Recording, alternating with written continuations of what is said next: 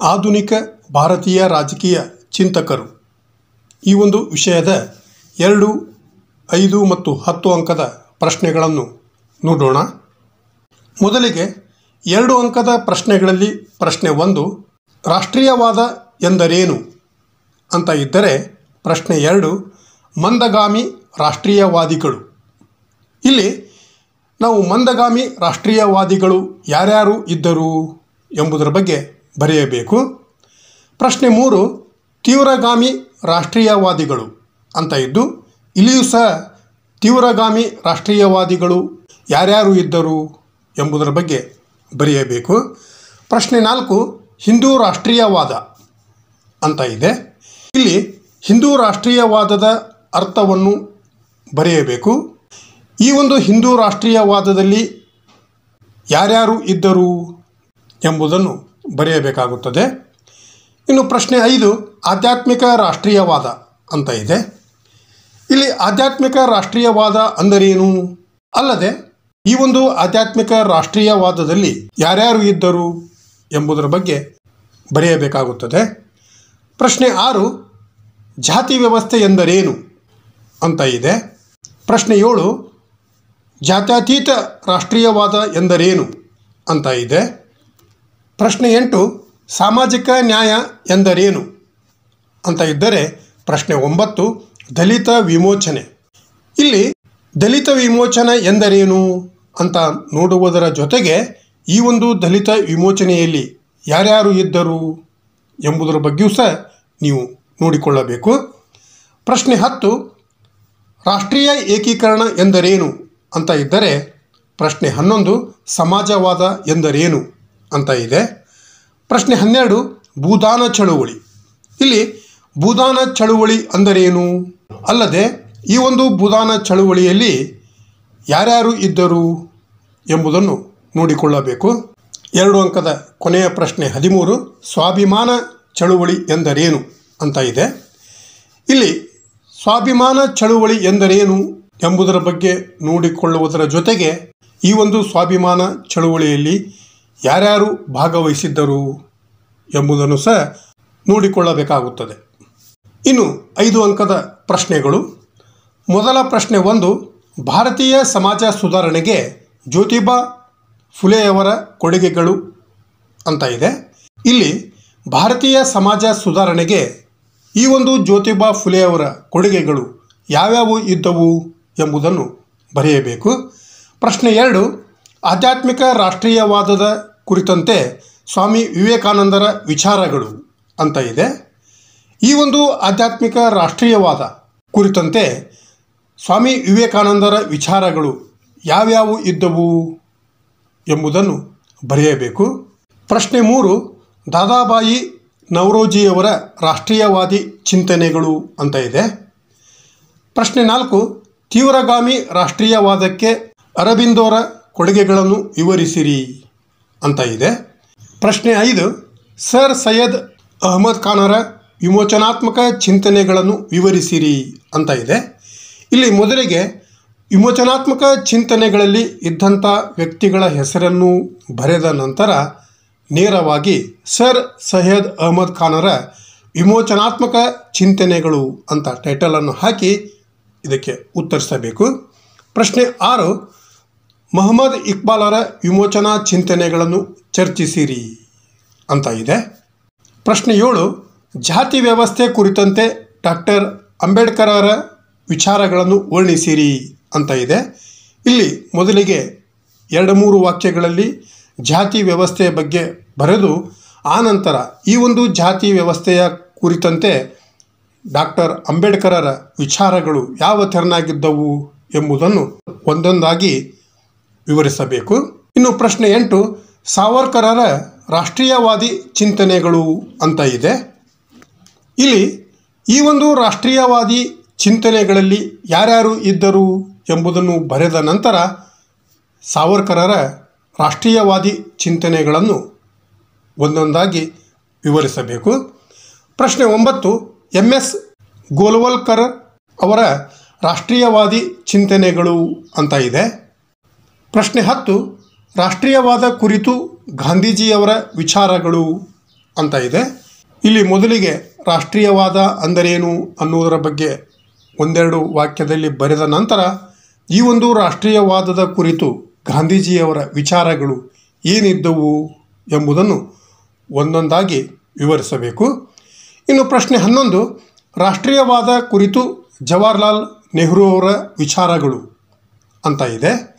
12, ಭಾರತದಲ್ಲಿ ರಾಷ್ಟ್ರೀಯ ಏಕೀಕರಣ ಪ್ರಕ್ರಿಯೆಯಲ್ಲಿ ಪಟೇಲರ ಪಾತ್ರವನ್ನು ಬರೆಯಿರಿ ಅಂತ ಇದೆ. ಇಲ್ಲಿ ಮೊದಲಿಗೆ ಭಾರತದಲ್ಲಿ ಈ ಒಂದು ರಾಷ್ಟ್ರೀಯ ಏಕೀಕರಣ ಪ್ರಕ್ರಿಯೆ ಬಗ್ಗೆ ಒಂದೆರಡು ವಾಕ್ಯದಲ್ಲಿ ಬರೆದ ನಂತರ ಈ ಒಂದು ರಾಷ್ಟ್ರೀಯ ಏಕೀಕರಣ ಪ್ರಕ್ರಿಯೆಯಲ್ಲಿ ಈ ಒಂದು ಪಟೇಲರ ಪಾತ್ರ ಯಾವ ತೆರನಾಗಿತ್ತು ಎಂಬುದರ ಬಗ್ಗೆ ಬರೆಯಬೇಕು. ಪ್ರಶ್ನೆ 13, ರವೀಂದ್ರನಾಥ್ ಟ್ಯಾಗೋರರ ರಾಷ್ಟ್ರೀಯವಾದದ ವಿಮರ್ಶೆ ಅಂತ ಇದ್ದರೆ ಪ್ರಶ್ನೆ 14, ಜಯಪ್ರಕಾಶ್ ನಾರಾಯಣರ ಸಮಾಜವಾದಿ ಚಿಂತನೆಗಳು ಅಂತ ಇದೆ. ಇಲ್ಲಿ ಸಮಾಜವಾದಿ ಚಿಂತನೆಗಳಲ್ಲಿ ಯಾರ್ಯಾರು ಇದ್ದರು ಎಂಬುದನ್ನು ಬರೆದ ನಂತರ ನೇರವಾಗಿ ಜಯಪ್ರಕಾಶ್ ನಾರಾಯಣರ ಸಮಾಜವಾದಿ ಚಿಂತನೆಗಳು ಏನಿದ್ದವು ಎಂಬುದನ್ನು ಬರೆಯಬೇಕು. ಪ್ರಶ್ನೆ 15, ಬುಡಕಟ್ಟುಗಳನ್ನು ಕುರಿತಂತೆ ಜೈಪಾಲ್ ಸಿಂಗರ ಚಿಂತನೆಗಳು ಅಂತ ಇದೆ. ಇಲ್ಲಿ ಈ ಒಂದು ಬುಡಕಟ್ಟುಗಳನ್ನು ಕುರಿತಂತೆ ಜೈಪಾಲ್ ಸಿಂಗರ ಚಿಂತನೆಗಳು ಯಾವ್ಯಾವು ಇದ್ದವು ಎಂಬುದನ್ನು ಒಂದೊಂದಾಗಿ ವಿವರಿಸಬೇಕು. ಪ್ರಶ್ನೆ 16, ಸ್ವಾಭಿಮಾನ ಚಳುವಳಿಯಲ್ಲಿ ಇ.ವಿ. ರಾಮಸ್ವಾಮಿಯವರ ಪಾತ್ರವನ್ನು ಬರೆಯಿರಿ ಅಂತ ಇದೆ. ಇಲ್ಲಿ ಮೊದಲಿಗೆ ಒಂದೆರಡು ಸಾಲು ಸ್ವಾಭಿಮಾನ ಚಳುವಳಿ ಅಂದರೇನು ಅನ್ನುವ ಬಗ್ಗೆ ಬರೆದ ನಂತರ ಈ ಒಂದು ಸ್ವಾಭಿಮಾನ ಚಳುವಳಿಯಲ್ಲಿ ಇ.ವಿ. ರಾಮಸ್ವಾಮಿಯವರ ಪಾತ್ರ ಯಾವ ತೆರನಾಗಿತ್ತು ಎಂಬುದರ ಬಗ್ಗೆ ಬರೆಯಬೇಕು. ಪ್ರಶ್ನೆ 17, ಪಂಡಿತ ರಾಮಾಬಾಯಿಯವರ ಸ್ತ್ರೀವಾದಿ ಚಿಂತನೆಗಳು ಅಂತ ಇದೆ. ಇಲ್ಲಿ ಮೊದಲಿಗೆ ಈ ಒಂದು ಸ್ತ್ರೀವಾದಿ ಚಿಂತನೆಗಳಲ್ಲಿ ಇರುತ್ತಿರುವಂಥ ವ್ಯಕ್ತಿಗಳ ಹೆಸರನ್ನು ಬರೆದ ನಂತರ ಪಂಡಿತ ರಾಮಾಬಾಯಿಯವರ ಸ್ತ್ರೀವಾದಿ ಚಿಂತನೆಗಳು ಯಾವ ತೆರನಾಗಿದ್ದವು ಎಂಬುದನ್ನು ವಿವರಿಸಬೇಕು. ಇನ್ನು 5 ಅಂಕದ ಕೊನೆಯ ಪ್ರಶ್ನೆ 18, ಮುಸ್ಲಿಂ ವಿಮೋಚನೆಯಲ್ಲಿ ಮೊಹಮ್ಮದ್ ಅಲಿ ಜಿನ್ನಾ ಅವರ ಪಾತ್ರವನ್ನು ಬರೆಯಿರಿ ಅಂತ ಇದೆ. ಇಲ್ಲಿ ಮೊದಲಿಗೆ 2-3 ವಾಕ್ಯದಲ್ಲಿ ಮುಸ್ಲಿಂ ವಿಮೋಚನೆಯ ಬಗ್ಗೆ ಬರೆದು ಇದರಲ್ಲಿ ಇರುತ್ತಿರುವಂಥ ವ್ಯಕ್ತಿಗಳ ಹೆಸರನ್ನೂ ಸಹ ಬರೆದು ಆನಂತರ ಮೊಹಮ್ಮದ್ ಅಲಿ ಜಿನ್ನಾ ಅವರ ಪಾತ್ರ ಈ ಒಂದು ಮುಸ್ಲಿಂ ವಿಮೋಚನೆಯಲ್ಲಿ ಯಾವ ತೆರನಾಗಿತ್ತು ಎಂಬುದರ ಬಗ್ಗೆ ಬರೆಯಬೇಕು. ಇನ್ನು 10 ಅಂಕದ ಪ್ರಶ್ನೆಗಳು. ಪ್ರಶ್ನೆ 1, ಭಾರತೀಯ ಸಮಾಜ ಸುಧಾರಣೆಗೆ ರಾಜಾರಾಮ್ ಮೋಹನ್ ರಾಯರ ಕೊಡುಗೆಗಳನ್ನು ವಿವರಿಸಿರಿ ಅಂತ ಇದೆ. ಇಲ್ಲಿ ಮೊದಲಿಗೆ ಈ ಒಂದು ಭಾರತೀಯ ಸಮಾಜ ಸುಧಾರಣೆಗೆ ಯಾರ್ಯಾರು ಕೊಡುಗೆಗಳನ್ನು ಸಲ್ಲಿಸಿದ್ದಾರೆ ಎಂಬುದನ್ನು 2-3 ವಾಕ್ಯದಲ್ಲಿ ಬರೆದ ನಂತರ ಈ ಒಂದು ಭಾರತೀಯ ಸಮಾಜ ಸುಧಾರಣೆಗೆ ರಾಜಾರಾಮ್ ಮೋಹನ್ ರಾಯರ ಕೊಡುಗೆಗಳು ಯಾವ್ಯಾವು ಇದ್ದವು ಎಂಬುದನ್ನು ವಿವರಿಸಬೇಕು. ಪ್ರಶ್ನೆ 2, ಆಧ್ಯಾತ್ಮಿಕ ರಾಷ್ಟ್ರೀಯವಾದ ಕುರಿತಂತೆ ಸ್ವಾಮಿ ದಯಾನಂದ ಸರಸ್ವತಿಯವರ ವಿಚಾರಗಳನ್ನು ವರ್ಣಿಸಿರಿ ಅಂತ ಇದೆ. ಇಲ್ಲಿಯೂ ಸಹ ಆಧ್ಯಾತ್ಮಿಕ ರಾಷ್ಟ್ರೀಯವಾದದಲ್ಲಿ ಇರುತ್ತಿರುವಂಥ ಗಣ್ಯ ವ್ಯಕ್ತಿಗಳ ಹೆಸರನ್ನು ಬರೆದ ನಂತರ ಸ್ವಾಮಿ ದಯಾನಂದ ಸರಸ್ವತಿಯವರ ವಿಚಾರಗಳು ಈ ಒಂದು ಆಧ್ಯಾತ್ಮಿಕ ರಾಷ್ಟ್ರೀಯವಾದದ ಕುರಿತಂತೆ ಸ್ವಾಮಿ ದಯಾನಂದ ಸರಸ್ವತಿಯವರ ವಿಚಾರಗಳನ್ನು ವಿವರವಾಗಿ ವರ್ಣಿಸಬೇಕು. ಪ್ರಶ್ನೆ 3, ಎಂ.ಜಿ. ರಾನಡೆಯವರ ರಾಷ್ಟ್ರೀಯವಾದಿ ಚಿಂತನೆಗಳನ್ನು ಚರ್ಚಿಸಿರಿ ಅಂತ ಇದೆ. ಇಲ್ಲಿ ಮೊದಲಿಗೆ ರಾಷ್ಟ್ರೀಯವಾದಿಗಳು ಯಾರ್ಯಾರು ಎಂಬುದರ ಬಗ್ಗೆ ಬರೆದ ನಂತರ ಎಂ.ಜಿ. ರಾನಡೆಯವರ ರಾಷ್ಟ್ರೀಯವಾದಿ ಚಿಂತನೆಗಳನ್ನು ವಿವರವಾಗಿ ವಿವರಿಸಬೇಕು. ಪ್ರಶ್ನೆ 4, ತೀವ್ರಗಾಮಿ ರಾಷ್ಟ್ರೀಯವಾದಕ್ಕೆ ಬಾಲಗಂಗಾಧರರ ಕೊಡುಗೆಗಳನ್ನು ವಿವರಿಸಿರಿ ಅಂತ ಇದೆ. ಇಲ್ಲಿ ಮೊದಲಿಗೆ ತೀವ್ರಗಾಮಿ ರಾಷ್ಟ್ರೀಯವಾದಿಗಳು ಯಾರ್ಯಾರು ಇದ್ದರು ಎಂಬುದನ್ನು ಬರೆದ ನಂತರ ಈ ಒಂದು ತೀವ್ರಗಾಮಿ ರಾಷ್ಟ್ರೀಯವಾದಕ್ಕೆ ಬಾಲಗಂಗಾಧರವರ ಕೊಡುಗೆಗಳು ಏನೇನು ಇದ್ದವು ಎಂಬುದನ್ನು ಒಂದೊಂದಾಗಿ ವಿವರಿಸಬೇಕು. ಇನ್ನು ಪ್ರಶ್ನೆ 5, ಸಾವರ್ಕರರ ಹಿಂದುತ್ವ ಮತ್ತು ಸಾಮಾಜಿಕ ಸುಧಾರಣೆಗಳನ್ನು ವಿವರಿಸಿರಿ ಅಂತ ಇದ್ದರೆ ಇಲ್ಲಿ ಮೊದಲಿಗೆ ಹಿಂದುತ್ವ ಮತ್ತು ಸಾಮಾಜಿಕ ಸುಧಾರಣೆಗಳ ಬಗ್ಗೆ 2-3 ವಾಕ್ಯಗಳನ್ನು ಬರೆದ ನಂತರ ನೇರವಾಗಿ ಪ್ಯಾರಾ ಮಾಡಿ ಸಾವರ್ಕರರ ಹಿಂದುತ್ವ ಮತ್ತು ಸಾಮಾಜಿಕ ಸುಧಾರಣೆಗಳು ಅಂತ ಟೈಟಲನ್ನು ಹಾಕಿ ಇವರು ಮಾಡಿರುತ್ತಿರುವಂಥ ಹಿಂದುತ್ವ ಮತ್ತು ಸಾಮಾಜಿಕ ಸುಧಾರಣೆಗಳು ಯಾವುವು ಎಂಬುದರ ಬಗ್ಗೆ ಒಂದೊಂದಾಗಿ ವಿವರಿಸಬೇಕು. ಇನ್ನು ಪ್ರಶ್ನೆ 6, ಸಾಮಾಜಿಕ ನ್ಯಾಯ ಕುರಿತಂತೆ ಡಾಕ್ಟರ್ ಅಂಬೇಡ್ಕರರ ವಿಚಾರಗಳನ್ನು ವಿವರಿಸಿರಿ ಅಂತ ಇದೆ. ಇಲ್ಲಿಯೂ ಸಹ ಸಾಮಾಜಿಕ ನ್ಯಾಯ ಅಂದರೇನು, ಈ ಒಂದು ಸಾಮಾಜಿಕ ನ್ಯಾಯದ ಬಗ್ಗೆ ಬರೆದ ನಂತರ ಡಾಕ್ಟರ್ ಅಂಬೇಡ್ಕರ್ ಅವರ ಸಾಮಾಜಿಕ ನ್ಯಾಯ ಕುರಿತಂತೆ ಅವರ ವಿಚಾರಗಳು ಏನೇನು ಇದ್ದವು ಎಂಬುದನ್ನು ವಿವರಿಸಬೇಕು.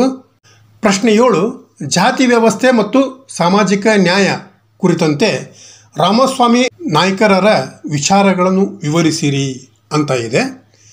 ಪ್ರಶ್ನೆ 8, ದೀನ್ ದಯಾಳ್ ಉಪಾಧ್ಯಾಯರ ರಾಷ್ಟ್ರೀಯವಾದಿ ಚಿಂತನೆಗಳನ್ನು ವಿವರಿಸಿರಿ ಅಂತ ಇದ್ದರೆ, ಪ್ರಶ್ನೆ 9, ಭಾರತದಲ್ಲಿ ರಾಷ್ಟ್ರೀಯ ಏಕೀಕರಣದ ಇತಿಹಾಸವನ್ನು ಚರ್ಚಿಸಿರಿ ಅಂತ ಇದೆ. ಪ್ರಶ್ನೆ 10, ರಾಮ್ ಮನೋಹರ್ ಲೋಹಿಯಾರವರ ಸಮಾಜವಾದಿ ಚಿಂತನೆಗಳನ್ನು ವರ್ಣಿಸಿರಿ ಅಂತ ಇದ್ದರೆ 10 ಅಂಕದ ಕೊನೆಯ ಪ್ರಶ್ನೆ 11, ವಿನೋಬಾ ಭಾವೆಯವರ ಸ್ವಯಂ ಸೇವೆ ಮತ್ತು ಭೂದಾನ ಚಳುವಳಿ ಕುರಿತಾದ ವಿಚಾರಗಳನ್ನು ವಿವರಿಸಿರಿ ಅಂತ ಇದೆ. ಇಲ್ಲಿ ಮೊದಲಿಗೆ ಸ್ವಯಂ ಸೇವೆ ಮತ್ತು ಭೂದಾನ ಚಳುವಳಿ ಬಗ್ಗೆ 2-3 ವಾಕ್ಯಗಳಲ್ಲಿ ಬರೆದ ನಂತರ ನೇರವಾಗಿ ವಿನೋಬಾ ಭಾವೆಯವರ ಸ್ವಯಂ ಸೇವೆ ಮತ್ತು ಭೂದಾನ ಚಳುವಳಿಯಲ್ಲಿ ಅವರ ವಿಚಾರಗಳು ಏನೇನು ಇದ್ದವು ಎಂಬುದನ್ನು ಒಂದೊಂದಾಗಿ ವಿವರವಾಗಿ ವಿವರಿಸಬೇಕು. ಈ ತೆರನಾದ 2, 5 ಮತ್ತು 10 ಅಂಕದ ಪ್ರಶ್ನೆಗಳಿದ್ದು ಶುಭವಾಗಲಿ ಎಂದು ಹಾರೈಸುತ್ತಾ ಮುಂದಿನ ಕ್ಲಾಸಿನೊಂದಿಗೆ ಮತ್ತೆ ಭೇಟಿಯಾಗೋಣ. Thank you.